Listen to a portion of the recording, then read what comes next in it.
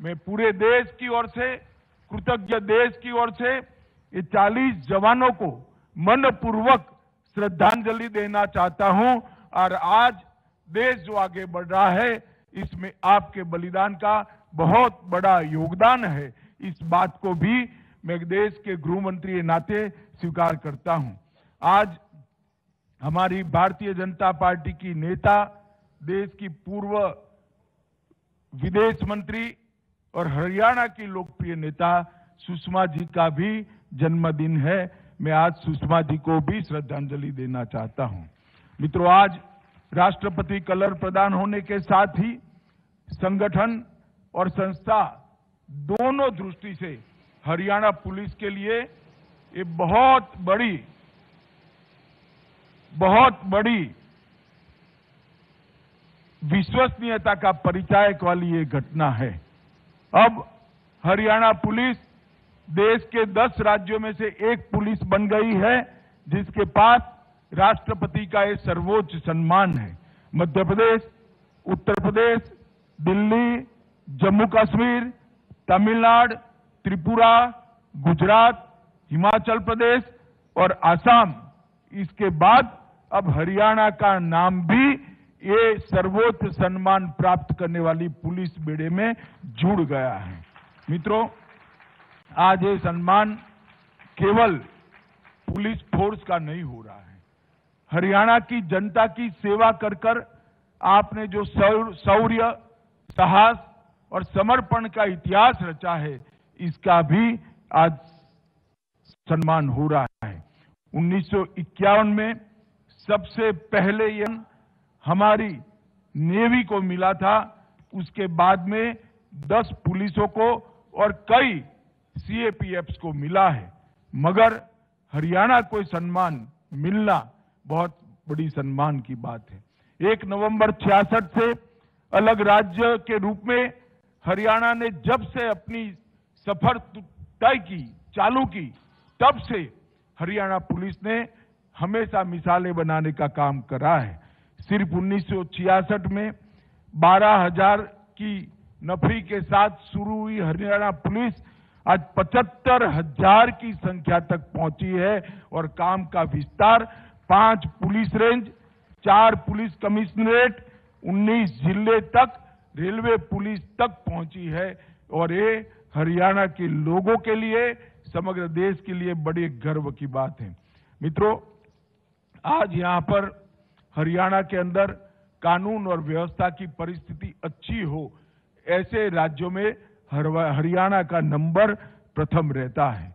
और विगत एक ही साल में हरियाणा पुलिस ने कई सारे अंतरराज्यीय गैंगों का सफाया करने में केंद्रीय एजेंसियों, पंजाब पुलिस, दिल्ली पुलिस और राजस्थान पुलिस के साथ मिलकर एक बहुत बड़ा सफलता का मकाम हासिल किया है। और मैं इसके लिए 2018 में स्थापित की गई स्पेशल टास्क फोर्स को बहुत बहुत बधाई देना चाहता हूं। आज के दिन पर हरियाणा पुलिस की स्थापना से लेकर अब तक शहीद हुए 83 पुलिस कर्मचारियों को, अधिकारियों को भी मैं विनम्रता पूर्वक श्रद्धांजलि देना चाहता हूं, क्योंकि 1984 से 94 तक जो 10 साल पंजाब की पीड़ा थी आतंकवाद की, वो पीड़ा को हरियाणा ने भी झेला है, इसका सामना भी किया है और उस पर विजय भी प्राप्त करी है। ये विजय प्राप्त करते वक्त कई पुलिस अधिकारी, कई पुलिस कर्मचारी शहीद हुए। ये सभी को भी मैं आज के इस स्वर्णिम अवसर पर श्रद्धांजलि देना चाहता हूं। मित्रों, कई सारे सुधार मोदी जी की जो निर्देशन है कि पुलिस ने जनता के लिए काम करना चाहिए, अप्रोचेबल रहना चाहिए, आधुनिक तकनीक को अपनाकर लोगों की कठिनाइयों को कम करना चाहिए। कई सारे सुधार हरियाणा पुलिस ने करे हैं। लगभग 600 से अधिक इमरजेंसी रिस्पांस वाहन पूरे प्रदेश को समर्पित हुए हैं और केवल 112 की माध्यम से सभी आपातकालीन सेवाओं को जोड़ने का काम किया है। लाइसेंस से जुड़ी हुई सभी सेवाओं को ऑनलाइन करने का काम किया है, नारकोटिक कंट्रोल ब्यूरो की स्थापना की है और हर जिले में नार्को एनकोड की बैठकें कर हरियाणा ने नशे पर नकेल कसने का काम किया है। हमारे देश के प्रधानमंत्री जी ने आजादी के अमृत महोत्सव के वर्ष में नशा मुक्त भारत का संकल्प हमारे सामने रखा है। भारत सरकार सभी राज्यों की पुलिसों को साथ में लेकर इस पर काम कर रही है और मैं पूरी देश की जनता को कहना चाहता हूं कि हम नशे के खिलाफ जीरो टॉलरेंस की नीति को अपना रहे हैं और हमने संकल्प किया है कि ये जो नशा मुक्त भारत का अभियान है वो अपने गंतव्य स्थान पर पहुंचकर ही समाप्त होगा। मित्रों, 29 साइबर थाने, 309 साइबर डेस्क आज के जमाने में बहुत साइबर फ्रॉड के केसों को टैकल कर रहे हैं और inter operational criminal justice system ICJS परियोजना के सर्वश्रेष्ठ क्रियान्वयन के लिए हरियाणा को देश भर में प्रथम स्थान मिला है। मैं मुख्यमंत्री जी और गृह मंत्री जी दोनों को बहुत बहुत बधाई देना चाहता हूं। CCTVNS के परियोजना के क्रियान्वयन में भी देश में सभी प्रमुख राज्यों में हरियाणा को पहला नंबर मिला है। ये दोनों मॉडर्नाइजेशन के काम हरियाणा पुलिस ने जो किए हैं, इसी लोगों की सहूलियत बहुत बढ़ने वाली है और अपराध दर पर बहुत बड़ा कंट्रोल आने वाला है। देश के प्रधानमंत्री नरेंद्र मोदी जी ने गृह मंत्रालय के अंतर्गत technology mission, police technology mission की स्थापना की है।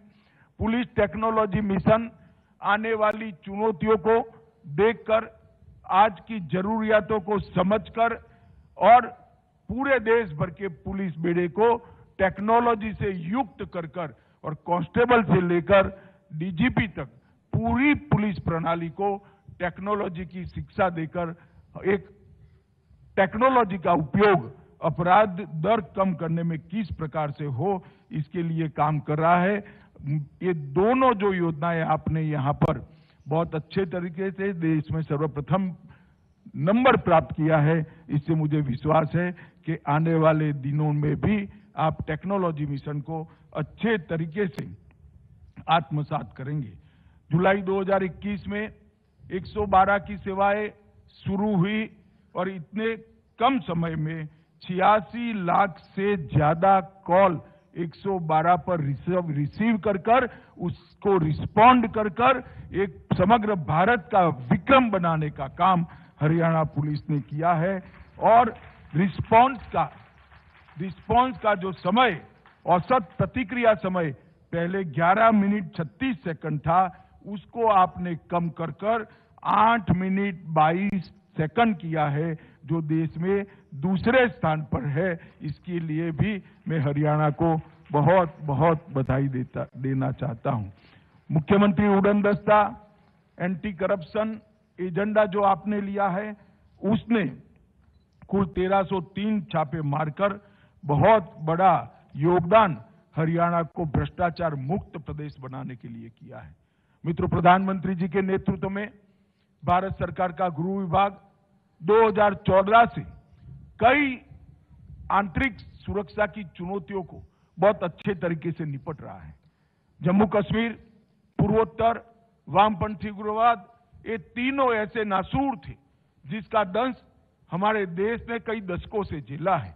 आज मैं बड़े संतोष के साथ कह सकता हूं, धारा 370 हटने के बाद जम्मू कश्मीर के अंदर आतंकवादी घटनाओं में भारी कमी देखी गई है और रिकॉर्ड यात्री देश भर से टूरिज्म के लिए जम्मू कश्मीर जाते हैं। ये बड़ा संतोष का विषय है।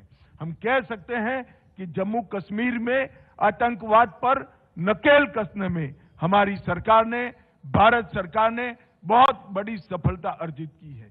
इसी तरह से पूर्वोत्तर में कई सारे समझौते कर 8000 से ज्यादा सशस्त्र युवा जो इंसर्जेंसी के ग्रुपों, अलग अलग ग्रुपों में जुड़े हुए थे, उनका सरेंडर कराकर उनको मुख्य धारा में वापस लाकर इसका परिणाम यह आया है कि समग्र उत्तर पूर्व के अंदर आज शांति दिखाई पड़ती है और विकास का नया माहौल, विश्वास का नया माहौल बना है। और अब सपा जो परिचायक था अशांति का, इसके क्षेत्र में 60% तक कमी नरेंद्र मोदी सरकार बनने के बाद हुई है।